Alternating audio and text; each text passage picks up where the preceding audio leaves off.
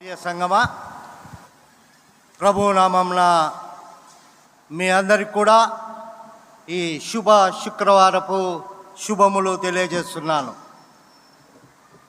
వాక్యంలోకి వెళ్ళక మునుపు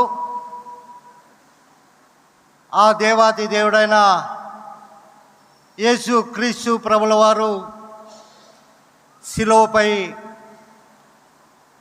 పలికిన 7వ మాటను మనము ధ్యానం చేసుకుందాం. చిన్న ప్రార్థనతో మనం ఈ కార్యక్రమాన్ని స్టార్ట్ చేసుకుందాం. అందరూ తల్ల వంచినట్లయితే ప్రార్థన చేసుకుందాం. అత్యంత ప్రేమ, కృప, నమ్మకం కలిగిన మా పరలోక తండ్రి యేసయ్యా, మీకు స్తుతులు, వందనాలు, స్తోత్రాలు చెల్లిస్తున్నామయ్యా. తండ్రి, మీరు అలనాడు శిలువపై పలికిన 7వ మాట ధ్యానం చేసుకుంటుండగా అట్టి మహాభాగ్యాన్ని నాకు దయచేసిన విధానాన్ని బట్టి మీకు స్తుతులు, వందనాలు, స్తోత్రాలు చెల్లిస్తున్నామయ్యా. తండ్రి, అభిషేకం పొందిన వ్యక్తులు నిలబడి మాట్లాడే చోట అయోగ్యుడైన నన్ను ఎంపిక చేసుకున్న విధానాన్ని బట్టి మీకు స్తుతులు, వందనాలు, స్తోత్రాలు చెల్లిస్తున్నామయ్యా. తండ్రి, మీ శిలువ చాటున నన్ను మరుగుపరచమని ప్రత్యేకంగా వేడుకుంటున్నామయ్యా. తండ్రి, మీ నోటి బూర ద్వారా నన్ను వాడుకోమని ప్రత్యేకంగా వేడుకుంటూ ఇక్కడ వచ్చిన ప్రతి వారి హృదయాల్లో మీ వాక్యాన్ని నిల్చులాగా నన్ను ఆశీర్వదించమని నజరేయుడైన యేసుక్రీస్తు నామమున అడిగి ప్రార్థించి వేడుకుంటున్నాము తండ్రి, ఆమేన్. క్రీస్తునందు ప్రేమగల ప్రియ సంగమా, ఆ దేవాతి దేవుడైన యేసు క్రీస్తు ప్రభుల వారు శిలువపై పలికిన 6 మాటలు ధ్యానాలు మనం విన్నాం. చక్కగా సంఘ పెద్దలందరూ కూడా మీకు ఆ వాక్యాలని, ఆ వాక్యంలో ఉన్న అర్థాలను వివరించి చక్కగా అందించారు. మీరందరూ కూడా వాక్యాలు చక్కగా ఓపికగా కూర్చొని దేవునికి మహిమ కలుగులాగున వాక్యాన్ని విన్నందుకు మీ అందరికి కూడా ప్రభువు నామమున వందనాలు తెలియజేస్తున్నాం. యేసుక్రీస్తు ప్రభుల వారు సమాప్తమైనది అనే పలికిన 6వ మాట మనమందరూ విన్నాం. సమాప్తం అయిపోయింది కదా, ఇంకా మరి 7వ మాట అని కొంతమంది, అనగా నూతనంగా ఆ దేవాతి దేవుణ్ణి విశ్వసించిన వారు 6 మాటలు అయిపోయాయి కదా, సమాప్తమని పలికాడు. మరి 7వ మాట ఏమి సమాప్తమైన తర్వాత మళ్ళీ మొదటి నుంచి చెప్తారేమో అనుకుంటున్నారు కొంతమంది. ఆ యేసు క్రీస్తు ప్రభుల వారు మన పాప పరిహార్థ బలి అర్పణకై మనుష్య కుమారుడుగా ఈ లోకానికి వచ్చి, మనుష్య కుమారుడు అనగా మనుషులు ఏ విధంగా అయితే బాధ్యతలను అన్నీ అప్పచెప్పిన బాధ్యతలను నెరవేర్చినప్పుడు సమాప్తపరిచారు. ఆ దేవాతి దేవుడు ఈ 6 మాటలకు ఒక తండ్రి వీరేం చేయుచున్నారు, నేడు పరదేశంలో అమ్మ ఇదిగో కుమారుడు, అలా 6 మాటలు కూడా అయిపోయాయి. ఆ దేవాతి దేవుడు ఇంకా తండ్రితో ఆత్మ అప్పగించే సమయం వచ్చింది. వాస్తవానికి అందరూ అనుకుంటారు, ఈ రోమా ప్రభుత్వం వారు శిలువ వేసి ఆ దేవాతి దేవుణ్ణి అనగా యేసుక్రీస్తు ప్రభుల వారిని హింసించి గాయపరిచి చంపేశారేమో అనుకొని చాలామంది అనుకుంటారు. ఆ యేసుక్రీస్తు ప్రభుల వారిని చంపే అధికారం ఎవరికీ లేదండి. మన పాప పరిహార్థ బలి అర్పణకై తన్ను తాను నలగొట్టించుకున్నాడు, రక్తసిక్కుడయ్యాడు. మన పాప పరిహార్థ బలి కొరకై చేతిలో శీలలు, కాళ్ళకు శీలలు, మనము చేసిన చెడు తలంపులకై తల మీద ముళ్ళ కిరీటం, ఈ రకంగా ఆయన మన కొరకు గాయపరుచుకున్నాడే తప్ప ఆయనను ఎవరు చంపే అధికారం కానీ చంపడానికి ఎవరికి కానీ చేత కాదు. ప్రియ సంగమా,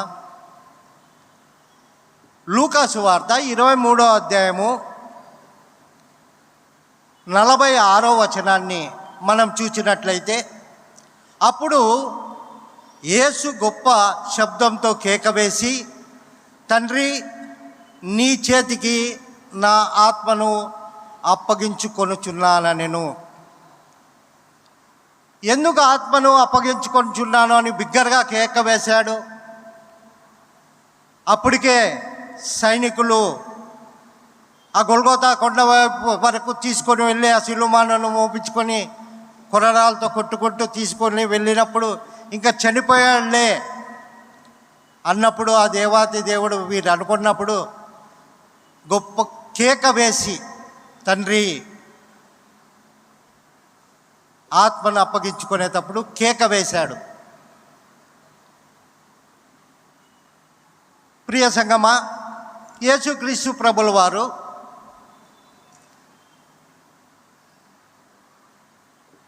పాత నిబంధనలో ప్రవచించిన ప్రవచనాలు అన్ని యేసుక్రీస్తు ప్రభుల వారు లేఖనాల ద్వారా నెరవేర్చుకుంటూ వచ్చాడు. ఈ ఆఖరి ప్రవచనాన్ని నెరవేర్చి ఆయన ఆత్మ అప్పగించుకున్నాడు. ఏమా ప్రవచనము చూద్దామండి. దయచేసి బైబిల్ చదివి సహకరించవలసిందిగా మనవి చేస్తున్నాం. మైక్ తీసుకొని బిగ్గరగా చదివి ఆ వాక్యాలని వినిపించవలసిందిగా ప్రభునామంలో మనవి చేస్తున్నాం. కీర్తనలు 31వ అధ్యాయం 5వ వచనాన్ని దయచేసి చదవండి. లాజర్ గారికి మైక్ ఇవ్వండి దయచేసి.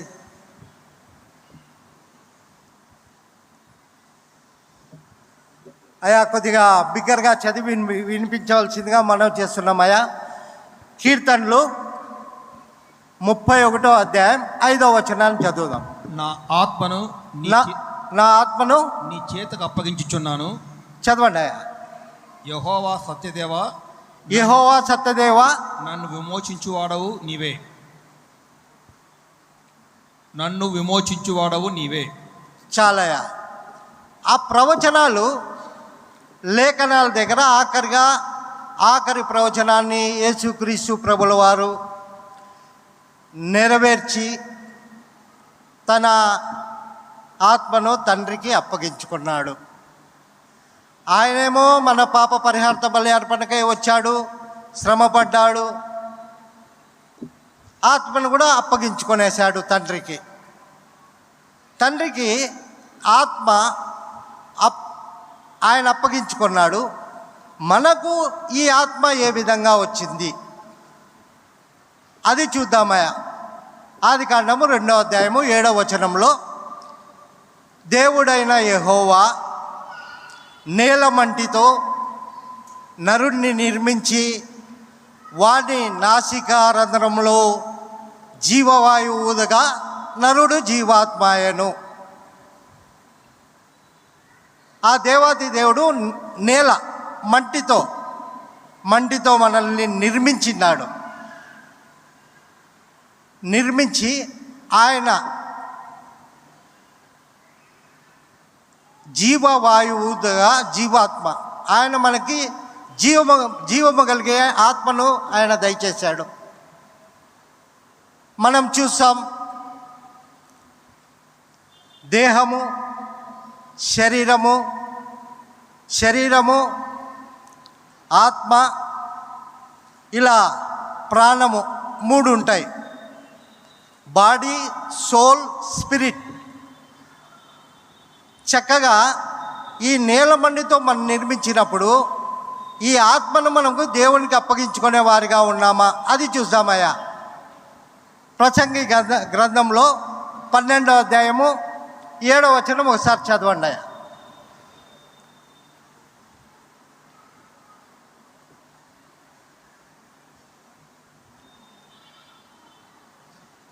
పన్నెండవ అధ్యాయము 7వ వచనం.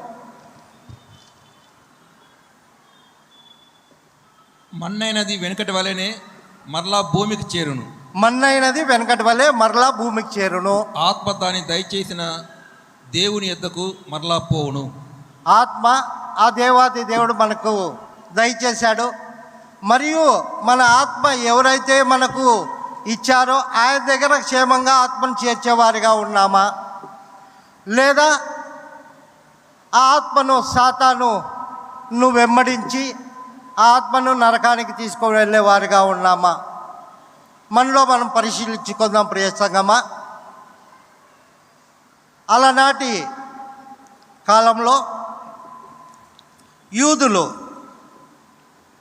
పడుకునేటప్పుడు అనగా నిద్రపోయేటప్పుడు వారి ప్రార్థన, తండ్రి దేవా, నా ఆత్మ నీకు అప్పగించుచున్నాను అని చెప్పే ప్రార్థన చేసేవారంట.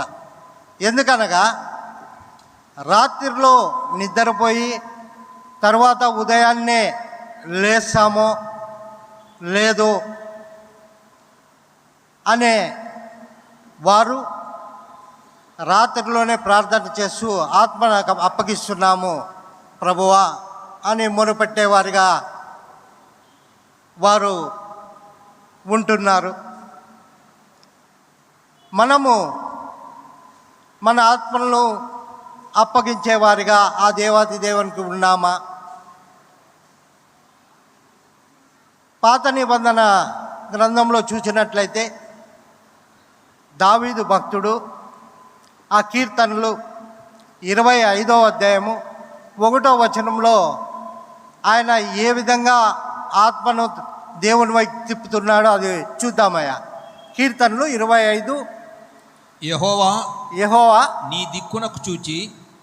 దిక్కునకు చూచి నా ఆత్మను ఎత్తుకొనుచున్నాను, నా ఆత్మను ఎత్తుకొనుచున్నాను అని ఆయన ప్రార్థించే వాడిగా ఉన్నాడని మనము లేఖనాల్లో చూస్తున్నాం. అదే క్రైస్తవులైన మనము ఆ యేసు క్రీస్తు ప్రభుల వారిని మన సొంత రక్షకుడిగా అంగీకరించి బాప్తిసం తీసుకున్న మనము ఎలాంటి ఆటంకాలను కానీ ఎట్టి పరిస్థితుల్లోనైనా కానీ ఆత్మని అప్పగించుకునే వారిగా ఉన్నామా? అది చూద్దామండి. అపోస్తుడైన పౌలు పేతురుకు రాసిన మొదటి పత్రిక 4వ అధ్యాయం ఆఖరి వచనం చదవండియా.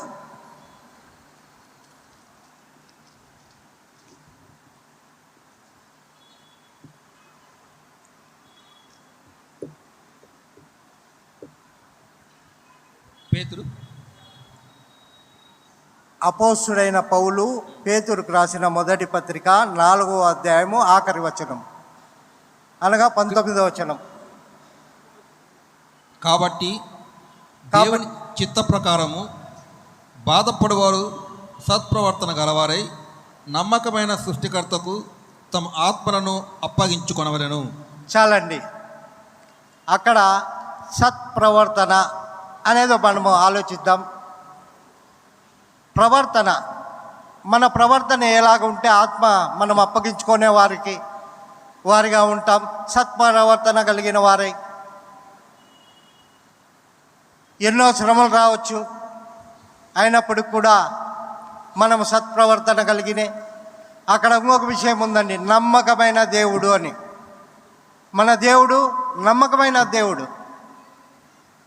ఆ నమ్మకమైన దేవునికి మనము మన ప్రవర్తనలందు సత్ప్రవర్తన కలిగి ఆత్మను అప్పగించుకునే వారిగా ఉండాలని లేఖనాలు సెలవిస్తున్నాయి ప్రియ సంగమా.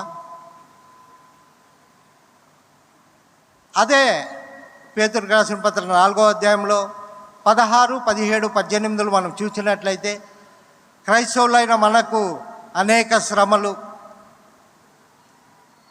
అనేక నిందలు అన్నీ రావచ్చు ప్రియ సంగమా. దాంట్లో మనము 3 విషయాలు చూసుకుందాం.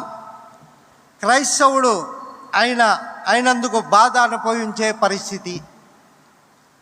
మనము క్రైస్తవులైనందుకు బాధ అనుభవించే పరిస్థితిని మనం చూద్దాం ప్రియ సంగమా.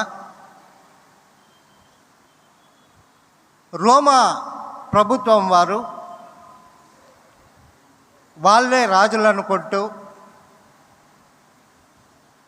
వాళ్ళే దేవుళ్ళుగా ప్రతి ఒక్కరూ అక్కడ ఉన్న ప్రజలందరూ కూడా వారే దేవునిగా వారికే మొక్కాలని అప్పట్లో ఆజ్ఞలు జారీ చేసినప్పుడు ఈ క్రైస్తవులైన ఒక ఇద్దరిని మనము లేఖనాల ద్వారా చూద్దాం. పెర్గమ సంఘంలో అంతిప అనే విశ్వాసి ఎన్ని బాధలు పెట్టినప్పటికీ క్రైస్తవుడైన ఈ అంతిప ఒక ఇత్తడి కోడె బొమ్మను తెచ్చి, పెద్ద ఇత్తడి బొమ్మ తీసుకొని ఆ అల్మారాలో ఈ అంతిపను కుక్కి కింద మంట పెట్టినప్పుడు కూడా బాధ అనుభవిస్తూ ఆ ఆత్మను అప్పగించుకున్నాడే కానీ వేరే దారి తప్పిపోలేదు ప్రియ సంగమా. అది కూడా చూద్దామండి. ప్రకటన గ్రంథం 2వ అధ్యాయం 13వ వచనంలో చదవండి అయ్యా దయచేసి. సాతాను సింహాసనం ఉన్న స్థలములో చదవండి అయ్యా.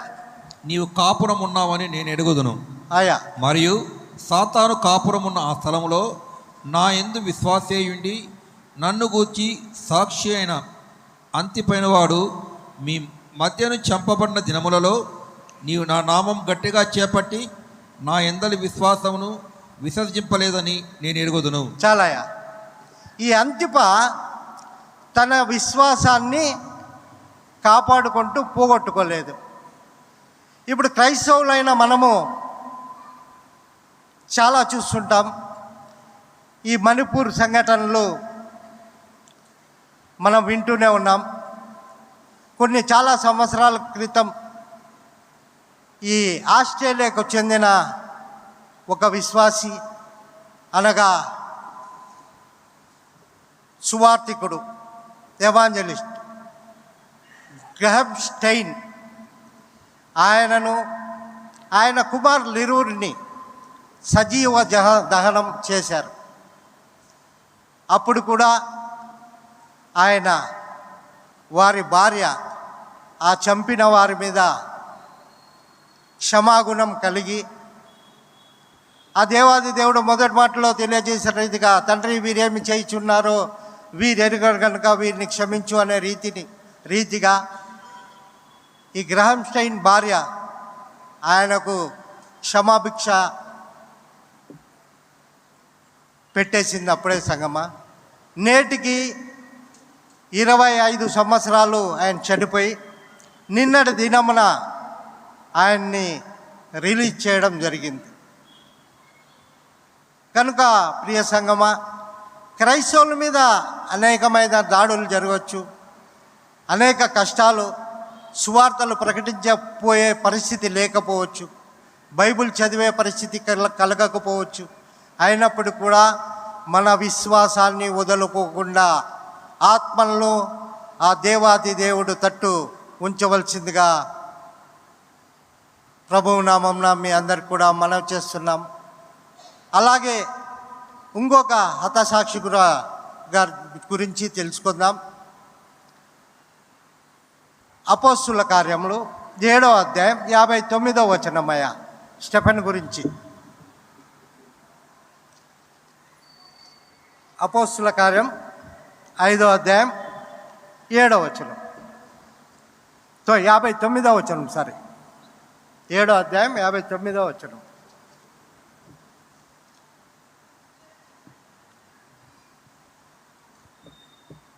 ప్రభువును గురించి మొరపెట్టుచు, యేసు ప్రభువా నా ఆత్మను చేర్చుకొనమని స్టెఫెన్ పలుకుచుండగా వారు అతన్ని రాళ్లతో కొట్టిరి. చాలండి.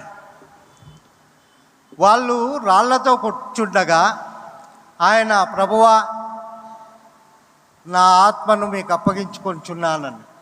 అలాంటి శ్రమల్లో, అలాంటి బాధల్లో కూడా ఆయన దేవాతి దేవునికి మొరపెట్టుకుంటూ ఆత్మ అప్పగించే సంగతి మనం లేఖనాల్లో చూస్తున్నాం ప్రియ సంగమా.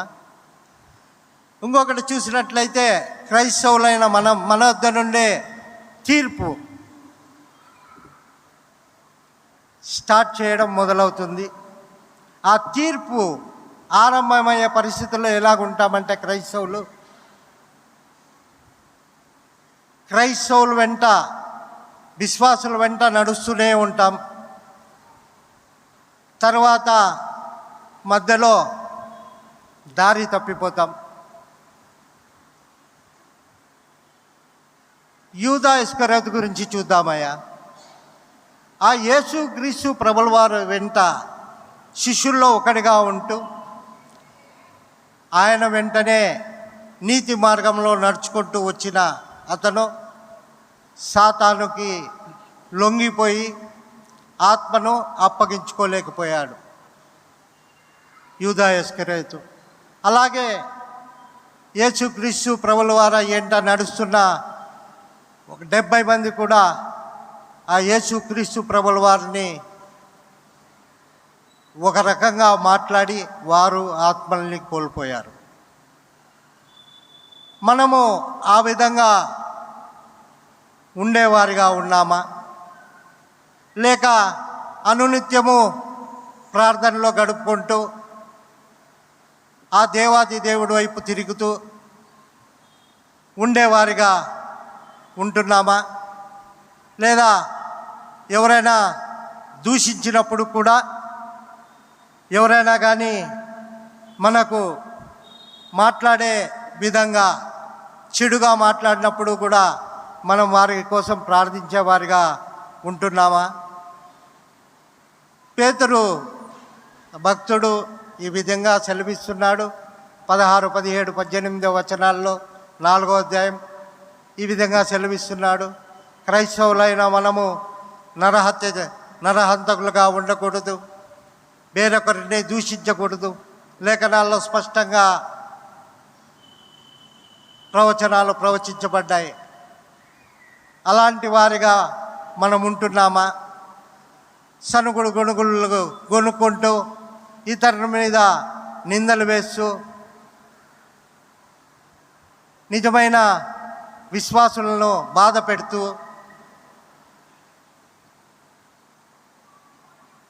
వారు ఆ బాధ పొందుతున్నప్పుడు మనము ఎగతాళిగా నవ్వుకుంటూ ఉంటున్నామా?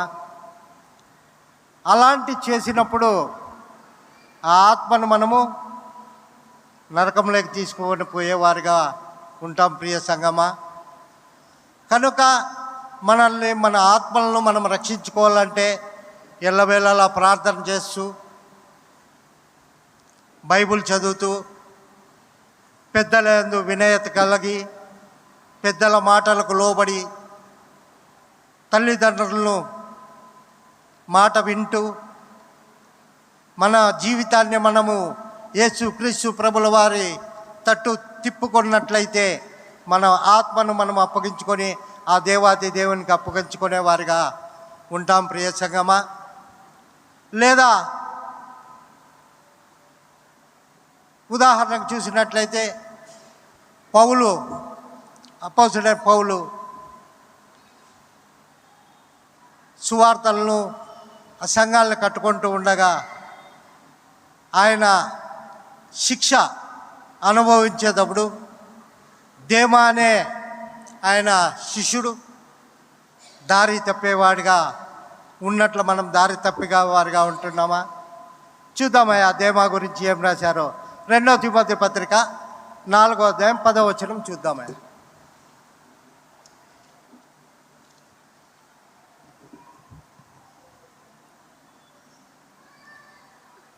లూకా మాత్రమే నా యొద్ద ఉన్నాడు. మార్కును వెంట పెట్టుకొని రమ్ము. అతడు పరిచారం నిమిత్తము నాకు ప్రయోజనకరమైన వాడు. 4:10 అయ్యా. దేవా ఇహలోకమును స్నేహించి నన్ను విడిచి తెస్సలోనికకు వెళ్ళెను. చాలయ్యా. దేమా యేసుక్రీస్తు ప్రభుల వారి వాక్యాలను అవన్నీ వినకుండా ఇహలోక సంబంధాలు, బయట పనులు, బయట దేవుని మార్గంలో కాక ఇతర మార్గంలో నుండి వెళ్ళి ఆత్మను పోగొట్టుకున్నాడు. లేఖనాల్లో నీట్గా రాస్తున్నాయి. మనము అలాంటి వారిగా కాకుండా, ఈ శరీరము శాశ్వతం కాదు. ప్రసంగి గ్రంథగత 12వ అధ్యాయం 7వ వచనంలో చూసిన ఆ మాటను మనం విన్నాం. మన్న అయినది వెనకటి వలె తిరిగి భూమికి చేరే విధంగా ఉంటాయి. ఆత్మ, ఆ దేవుడు దయచేసిన ఆత్మ దేవుని వద్దకు చేరును అని. అలాంటి ఆత్మలను మనం తీసుకొని పోయేవారుగా ఉంటున్నామా? దయచేసి మనలో మనం పరిశీలించుకుందాం ప్రియ సంగమా. ప్రార్థన యందు నిలకడగా ఉండాలి. పెద్దలకు లోబడి ఉండాలి. పెద్దలకి గౌరవిస్తూ ఉండాలి. యవ్వన దశలోనే మనం కాడిమోయాలి. కనుక ఇవన్నీ మనం దృష్టిలో ఉంచుకుంటూ ప్రార్థనాపూర్వకంగా మనము ముందుకు వెళ్ళినట్లయితే మనము మన ఆత్మను, ఆ దేవుడిచ్చినే ఆ జీవాత్మను మనం ఆయనకు అప్పగించుకునేగా వారిగా ఉండాలని, ఆ దేవాతి దేవుడు వచ్చే సమయంలో మనం ఎత్తబడే సంఘంగా ఉంటూ మన ఆత్మలన్నింటినీ కూడా ఆయనకు అప్పగించుకుంటూ అనునిత్యం ప్రార్థనలో గడపాలని ఆ దేవాతి దేవుణ్ణి వేడుకుందాం. ఆ దేవాతి దేవుణ్ణి ప్రార్థిద్దాం.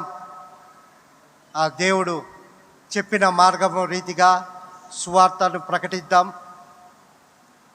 వచ్చిన అన్యులకు మనం వాక్యాలను అందజేద్దాం. మన ఆత్మలను మనం తీసుకుపోయేవారుగా ఉన్నప్పటికి కూడా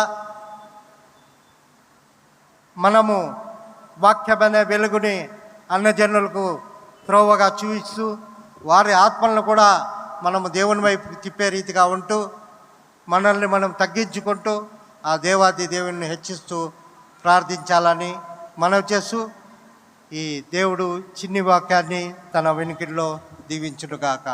ఆమెన్.